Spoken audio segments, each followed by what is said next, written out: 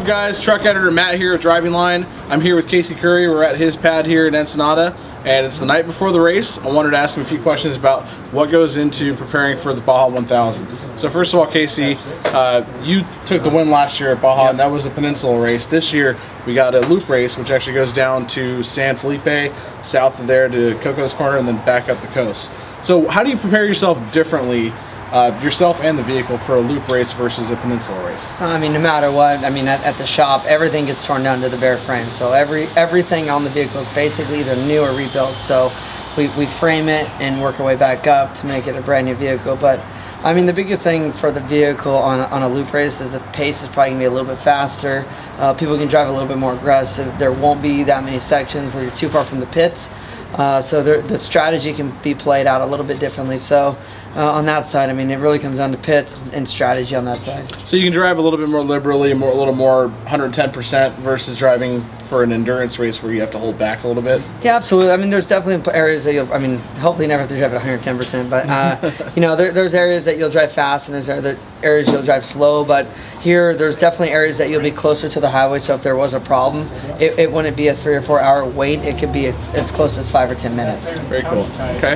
And so, obviously, this isn't your, you've done many Baja 1000s before and other races down here in Mexico.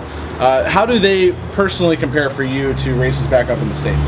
I mean, the cool thing about being down in Baja is the camaraderie with all the fans. I mean, there's a lot of people that come out to these events. Everyone's allowed to come down and you can pit anywhere. You know, one of the big things with a lot of the races in the United States and all organizations is there's designated pit areas. So here, come down, sleep on the beach, watch all the racing go down, watch everything happen. You can see literally everything. You can drive anywhere you want to drive and watch the racing. So to me, it's awesome that we can see all that. Absolutely, yeah, and I agree. It's one of the craziest things is sometimes you'd be out there chasing a race truck and you're thinking you're 50 miles into the wilderness, and there's somebody camping on the side of the race course, and he's got a little campfire going on with his family. Yeah, no, it's a true story. There's literally people camping out in places you're like, we are in the middle of nowhere, I'll never see anybody. Oh, wait a minute, there's a family right there barbecuing, hanging out. So there's always eyes on you no matter where you are. Oh, it's crazy. It's crazy.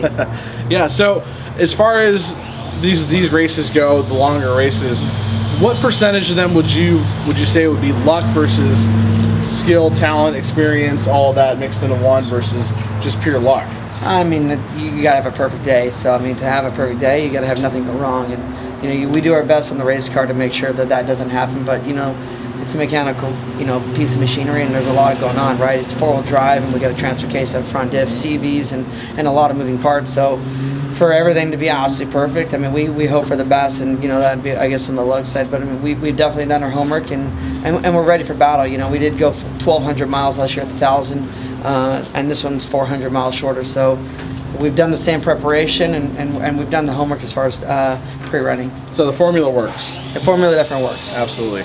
And so speaking of pre-running, you guys the last couple of weeks have been down here with your Can-Am X3s. Yeah. And that's where you guys use a pre-runner now, right? Yeah, so we actually do Can-Am X3s and Jeeps. So we go down first in Jeeps. We do a little bit slower pre-run, get our notes, 80% notes in Jeeps, and then we pre-run in Can-Ams at a higher rate of speed, try to get our corner markers down and just make sure that we get our cautions at a higher rate of speed. Very cool. How much time do you actually physically spend down here to pre-run? I mean, this year we've only been down here 7 days. Okay. So it's less than normal. And last year we were down here for 12. Yeah. So longer race makes sense. Yeah. So it's basically 4 to 5 days of driving, and then there's 2 or 3 days of just running around, getting from point A to point B. Very cool. And so the Can-Ams, Nitto actually just released their brand new side-by-side tire, so we can't wait to see those tested on your guys' Can-Ams. Yeah, me too. I'm pretty excited. So they look radical, so I'm excited for next year. But for now, we're working with 40-inch K-specs here on the Trophy Jeep, and looks like the guys are just tinkering a little bit on there. What are they working on? So fine-tuning, just double-checking the fuel system. We had some sweat around one of the lines, so just making sure that it's all just dialing it all in. 100%. Otherwise, we're all good. We're tacked. We're ready to go. Tacked. We're ready. We've got an hour until the driver's meeting. Run that. We're waiting for the green flag. Awesome. So we're about 15 hours away from the green flag dropping here in Ensenada. We're going to be downtown tomorrow morning watching the race, watching Casey go by, all the other classes of trucks going through. So stick with us here in Driving Line. We're going to show you all the action that's going to go down tomorrow and even the next day on Saturday, because the race actually goes into Saturday. So stick with us right over here. Thanks a lot, Casey. Thanks very much, man. Yeah. Thanks.